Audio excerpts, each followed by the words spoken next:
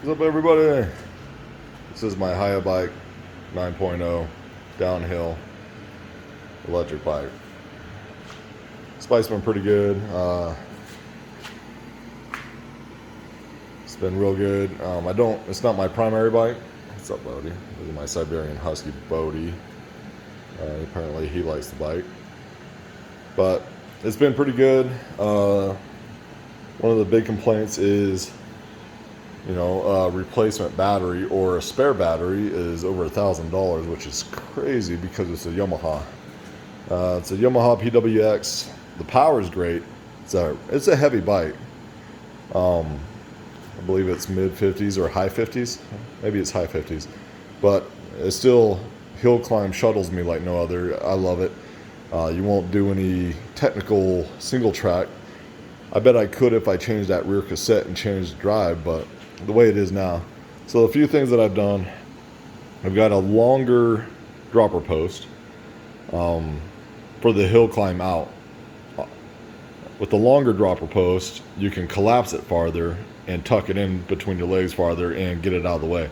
The one that came with it just wasn't tall enough for me. This is a large frame.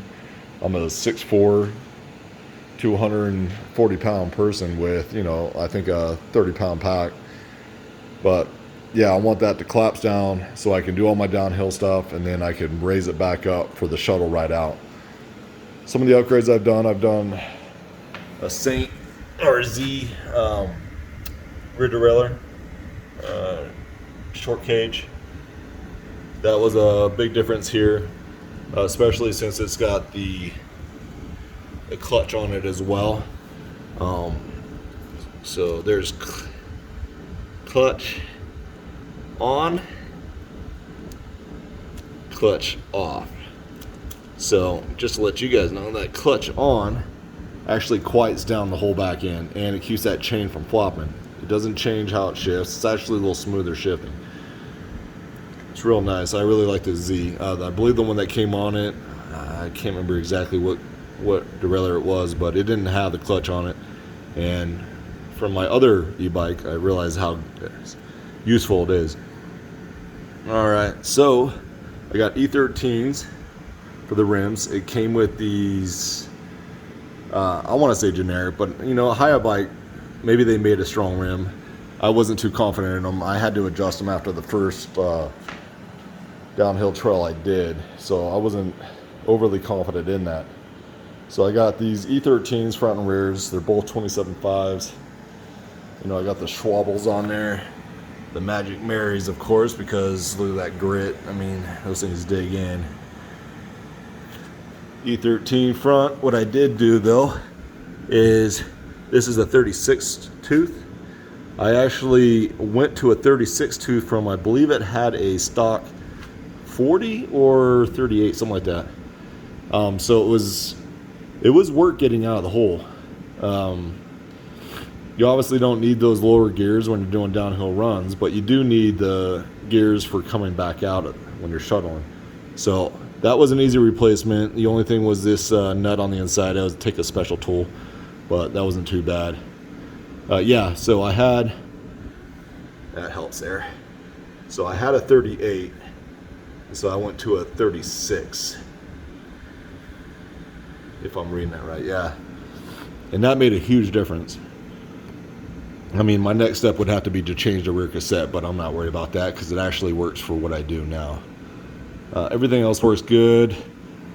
I had to add this muck on there. This is actually supposed to go on the seat, but I cut it and dropped it down here because debris was getting on the lower part of my RockShox Deluxe down here.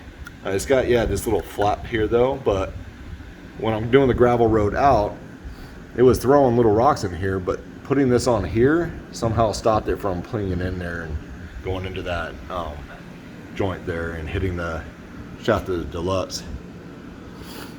Let's see here. So I got the Spank blue bars on there. The stock bars I did not like, but I really like these Spank bars and these ODI's grips. I'm actually going to put those on my other bike too. That turned out real clean. The stock brakes that came on, I believe, were the M7s. Maybe they were M7s. I actually went with the codes. I hated those last ones. Those last ones were terrible. These codes, that actually made me like this bike again. Before I changed the brakes, I only had maybe 150 miles on it.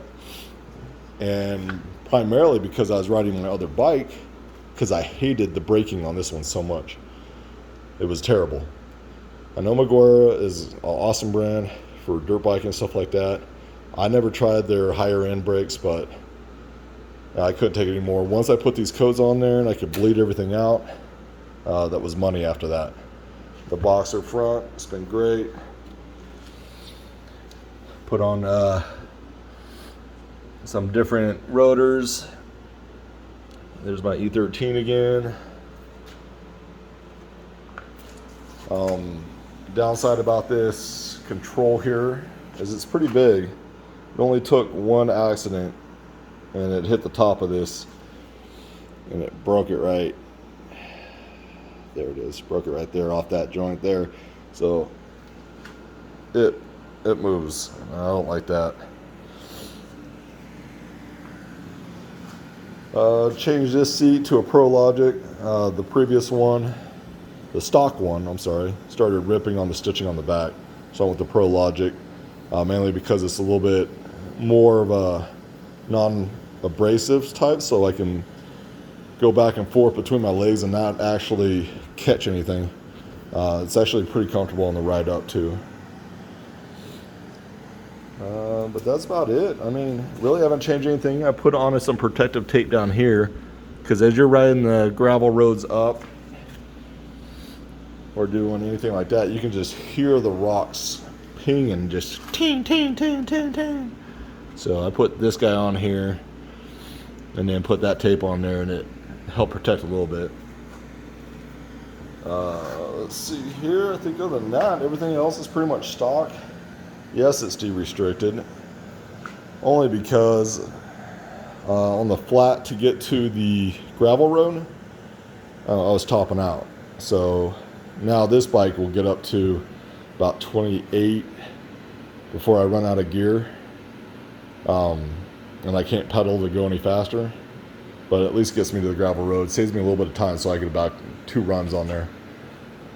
I do not know the distance I can go on this bike because I've never ridden it to battery depletion. But I'm telling you, this bike is fun. If I was going to do a long, let's say like outback trip where I'm just going to go cruising around, I'll probably take this one just because of the suspension, just so plush. And then also because, you know, it's just comfortable. But the problem is having a spare battery. Plus, look at the size of that battery. That battery is huge. So getting a spare battery is $1,000, and the size of that thing is massive. Unlike my Shimano battery that I can put in a backpack. So that's pretty much it, guys. Really no complaints. I need to get this cable shortened, but that's the only reason why that's like that. It's because of the new shifter pod and derailleur. But I just don't spend as much time on this like I should. It is a fun bike, and I highly recommend it for the price especially. This has been a blast, and I really thought it was going to be feeling more like a dirt bike because I have a dirt bike background. And I got shot knees and lungs from the military. So I thought this was going to be my go-to, but after riding that one, in reality, I went higher end and I got my Intense Taser. That one is actually way more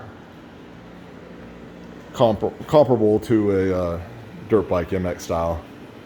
But do not disregard this one. I mean, that other one I got over there was nearly $4,000 more. So if you only got the money to buy this one, I say go for it. Just a few upgrades that I did, I don't even think they were necessary. I did not feel on some of the 4-foot drops, 5-foot drops, whatever, I didn't feel like those stock rims were adequate, so that's why I went with the E13s. Other than that, I think you could leave everything else stock and not have a problem. I just had my few things, a few touches that I had to do. Just to be honest too, it also took me maybe 5 trips to finally get the suspension dialed in. Everybody says they're easy to dial in, but I'm not new to suspension dialing, but this one was a little bit more work, trying to get that compression and rebound and everything just right. But once it's dialed in, it just floats. I'll tell you that much. It really does float. The long travel and the way they work together is just phenomenal. As you can see, I've done some big drops, but I gotta reset that.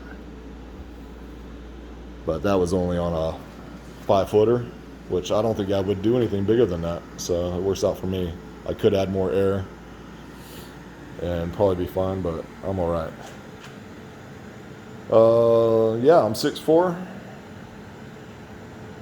and I fit on this large bike. I can imagine an extra large would feel great, but when you're doing tight switchbacks or downhill stuff, you want a smaller bike so you can throw it around better. And this one gives me that opportunity. All right, guys, thanks. Also, I think it's a 2016. This was the very first e-bike that I ever got. Just to give you an idea of how disappointed I was in the brakes and the rims. This has got, I want to say it's got like 700 miles on it, where my 2018 Intense Taser over there has just over 2,000 miles. But I'll probably end up riding this one a little bit more, get some miles on it, just have some more fun on it. All right, thanks, guys. See you.